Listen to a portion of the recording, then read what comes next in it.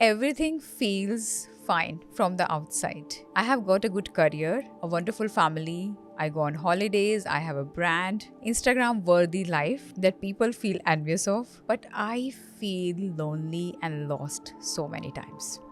I look at other people's profile and it looks like everybody has got it figured out, they are all sorted. But I haven't. I don't know what's missing. I don't even know what I'm looking for when I have got everything. Have I gone crazy? Do you relate with this? This was a friend who is a successful businessman who shared this with me. And I have heard this before as well from many clients. I am Saloni. I am a life coach for conscious leaders, CEOs, and entrepreneurs. And we are having a conversation series on quantum shift. In this episode, I want to talk about something that many people feel currently in modern times, feeling lost and lonely, even though the world is more connected through internet than ever. Have you ever felt like that? When I'm talking about this topic, I would love you to start reflecting on your own life and notice that when in your life have you felt that way? Or maybe you're feeling it currently as well. So, we are talking about human evolution. How we have evolved so much that we have reached Mars and moons, and we have figured out through science that this mystery of galaxies and oceans and mountains, and we have figured out artificial intelligence, and so much revolution has happened in industrial and in technical field. But still, somewhere as modern generation, we feel lost. Why is that happening with most of us? So we have to go back from the beginning. So when human evolution started, we were looking for ways to live a comfortable life. From the beginning, when we invented fire and when we started to develop societies, we were looking for building a family life where we could feel secure and safe. Our survival was taken care of. So we created this modern society and we were feeling pretty good. We were following all the rules of the society where we were taught to be in a certain way, where our parents and grandparents, everybody followed it to third point, went to school, then went to college, have job and careers, made money, created a family, bought house and car, and then they retire, and then bye bye life. So this was a way of growing and evolving, while the medical science and the physics, they were all evolving and doing different kind of inventions, and so many things were coming to make our life more and more and more comfortable, right? But then what happened? Once we became comfortable, once we had basic necessities, easily available to us, then we realized that this was still not enough, because human evolution was all about growing externally, creating better ways to bring more and more comfort to human beings, whether it was about industrial revolution or it was about making roads and cities and making travel easy, to be able to reach to any corner of the world. We can do that, to be able to talk to anybody sitting on a different continent very easily on call. So all of that was externally driven, where we know that we are so connected to every single person in this world, yeah.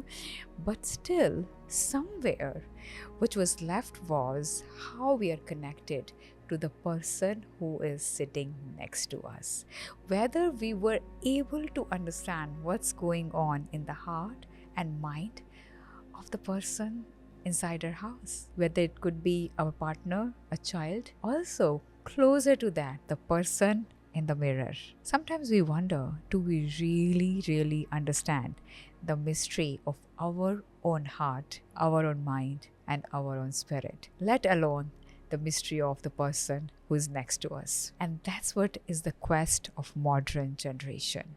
And maybe that's why we feel lonely and disconnected and and empty inside, even though we might have really evolved and got fulfilled in our career and in our race to doing more, achieving more and more and more, whether it's more comfort, more money, more respect, more fame, whatever it is.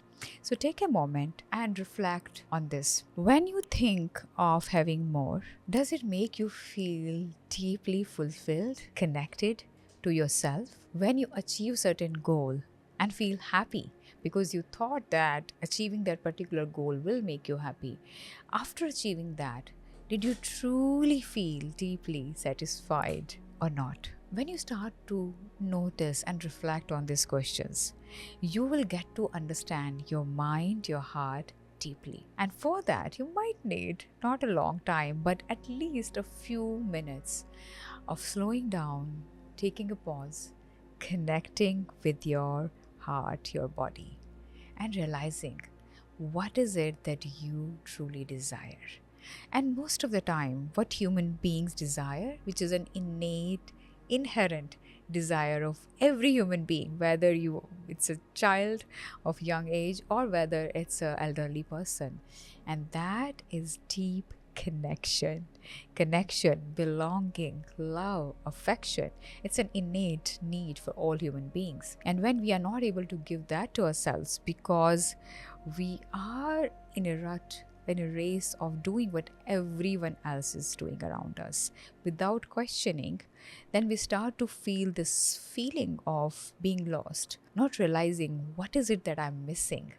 And as they say, that if you feel there is something missing in your life, even though you have everything that you think that you wanted to have a good life, then maybe what you're missing is you. Take a moment, pause, breathe in, and feel your heart and your being right now with me.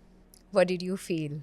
So I invite you to come with me on this journey of reflection, self-connection.